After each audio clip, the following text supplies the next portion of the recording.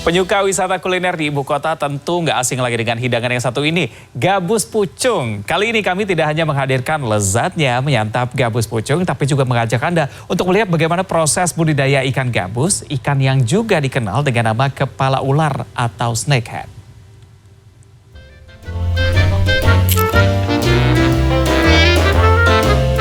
Ini usianya sudah 2 tahun. Sebesar ini.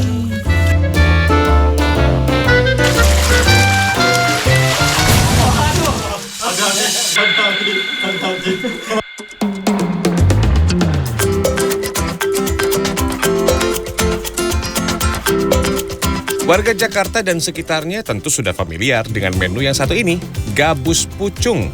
Nama gabus pucung berasal dari 2 bahan utama, yakni ikan gabus dan kuah pucung. Pucung atau kluwak merupakan rempah yang biasa ditemui pada rawon. Selamat datang pemirsa di segmen Sehari Menjadi. Di depan saya sudah ada ikan gabus yang dimasak pucung atau dimasak dengan kluwak nih khas Betawi nih. Wah, kuahnya padat, gurihnya berasa banget. Dan yang saya suka tuh dia ada seger-segernya dikit. Harus pakai nasi nih. Gabus pucung menjadi bagian penting dalam tradisi masyarakat Betawi yang disebut nyorog. Nyorog adalah tradisi mengantarkan makanan dari anak kepada orang tua setiap menjelang bulan puasa dan lebaran. Ikan gabus tidak digoreng atau dibakar dalam olahan ini, melainkan direbus bersama bumbu-bumbu yang telah disiapkan di dalam kuali. Tapi di episode kali ini, saya nggak akan ngebahas mengenai detail nih kuliner seperti apa enggak. Tapi saya akan ngebahas gimana ya caranya mendapatkan ikan gabus yang sekenyal ini.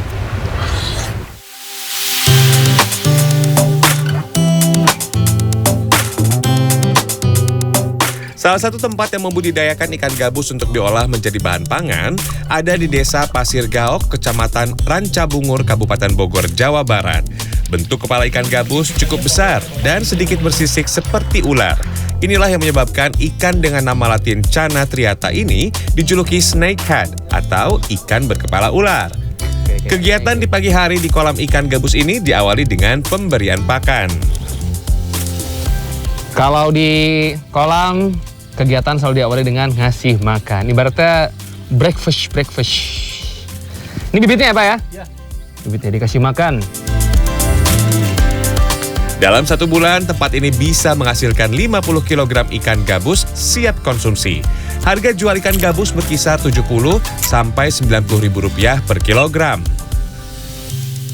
Ikan gabus ini selain dalam tanda kutip pemalu ya, kalau kita udah suka kabur aja, ikan gabus ini juga lebih suka dalam tanda kutip nyemil. Jadi makannya tuh bisa dikatakan kata bapaknya tuh nggak banyak, tapi makannya cukup rutin. Biasanya di pagi, terus kemudian menjelang siang, sore makan, terus malam hari juga makan.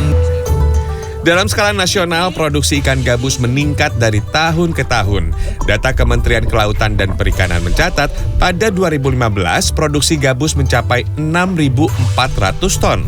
Jumlah ini berlipat ganda menjadi 21.000 ton pada 2019. Iya betul. Akhirnya dapat. Percobaan pertama. Ini ada yang pernah kayak gini Pak? Baru saya kayaknya yang berhasil. Agak sombong dikit. Ini ikannya. Hai. Nah ini ikan yang perempuannya, yang betinanya akan kita satukan dengan yang jantan.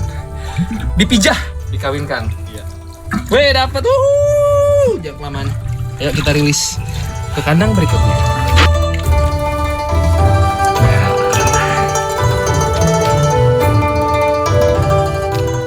Nah ini lengket nih, tuh dia seperti aloe vera ya, tuh ada lengket-lengketnya, itu yang bikin si ikannya tuh licin.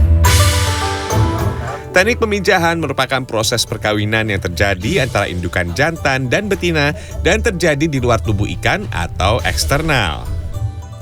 Jangan lupa mengeceknya juga apakah indukan ini sehat atau enggak. Sebetulnya tempat ini tuh tidak menjual indukan.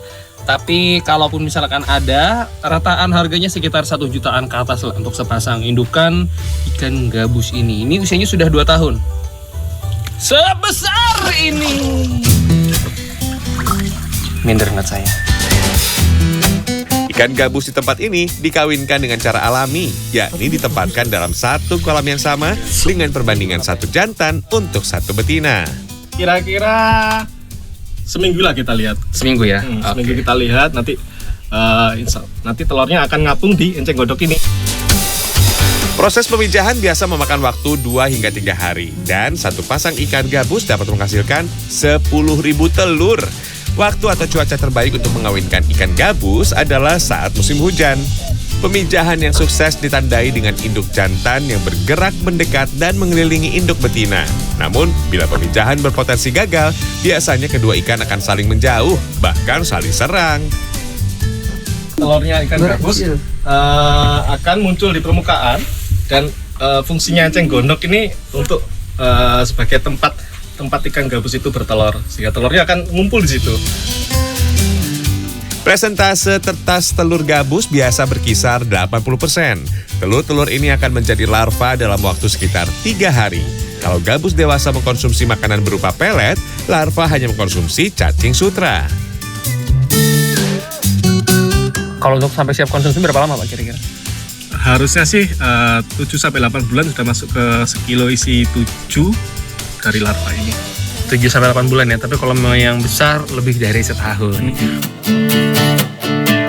Cacing sutra tinggi kandungan protein yang sangat diperlukan oleh benih ikan untuk dapat tumbuh menjadi bibit ikan gabus. Selain bibit dan larva gabus, tempat ini juga menjual ikan gabus berukuran sedang, berusia 3-5 bulan. Dan sekarang waktunya panen. Bibitnya dibagi dua, ada yang dijual bibitnya silakan mau dibesarkan, ada yang dijual bibitnya bibit yang tanggung nih atau yang remajanya. Ya kita akan panen yang itu. Ayo panen. Lah, Bu, saya tidak gigit kok. Saat masih anakan, ikan gabus hidup berkoloni. Dan ketika mulai besar, di alam, ikan gabus ini bersifat soliter atau hidup sendiri-sendiri. Tetapi karena sudah biasa disatukan di tempat budidaya, ikan gabus tak lagi saling serang seperti di alam liar.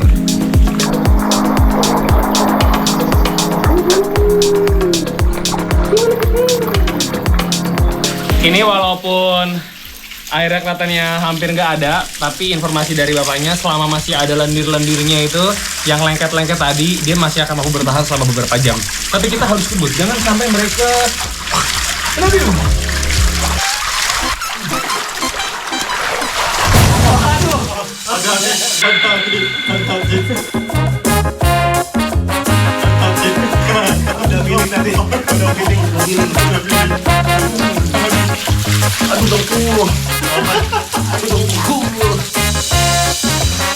Aduh, kasihan ikannya ini. Aduh, gak kasihan ikannya bang. Kena besi, kena beton lumayan. Aduh, licin. Aduh, licin. Ntar dulu sakit, aduh. Aman. Ayah wae. Aduh, maaf ya ikan. Ini korban kedudukan saya. Aduh, maaf ya. Dia ketemu tadi di dekat pinggul saya. Kayaknya tadi pas saya kepleset ketiban. Aduh, maaf ya Pak. Apa-apa. Mau makan satu korban ikan. Jangan lupa bersihkan lumut atau kotoran sisa pelet di dasar kolam. Tujuannya agar kadar amonia di dalam kolam tidak tinggi. Kadar amonia tinggi berbahaya bagi ikan gabus. Selain itu, lumut juga berpotensi membuat ikan terjangkit penyakit jamur. Ini kalau yang tadi untuk yang ukuran remaja lah ya. Nah ini untuk yang dewasanya untuk siap konsumsi. Ada ikan yang belum terlalu besar, ada juga yang dijual dengan ukuran siap konsumsi. Ketika panen, periksa juga apakah ikan dalam kondisi baik atau membutuhkan perawatan lebih lanjut. Kalau ciri-ciri yang sehat itu gimana aja Pak? Jadi terlihat dari jumlah kelihatan lendirnya ya. Jadi ini kan kelihatan lendirnya, kelihatan lengket ini, artinya dia cukup sehat karena proteinnya terjaga. Kemudian dari segi visual tubuhnya ini tidak terlihat ada luka-luka, artinya mungkin di sini potensi kanibalnya sedikit. Dalam sebulan, pemilik usaha budidaya ikan gabus bisa mengantongi belasan sampai puluhan juta rupiah, tergantung jumlah pesanan. Namun tak semua hal berjalan mulus sesuai rencana. Ya kita pernah mengalami kematian massal bibit sekitar 10.000 ekor, pernah. Kemudian juga ketika bibit itu sudah menjadi ukuran palang atau ukuran tanggung untuk siap sebentar lagi naik tingkatan menjadi konsumsi, itu juga kita pernah mengalami kematian massal. Menjaga kualitas ikan sampai ke tangan pelanggan harus menjadi prioritas. Ikan dikemas dalam plastik dengan kadar oksigen dan jangan dikemas dalam jumlah terlalu banyak agar ikan tidak mati selama proses pengiriman. Selain dibikin goreng atau dimasak dengan gabus pucung ataupun keluak, nah ini bisa juga jadi empek-empek. Biasanya kan pempek fem dengan ikan tenggiri ya Pak ya? Ya, ikan tenggiri. Ini ikan gabus. Seperti apa rasanya? Ikan!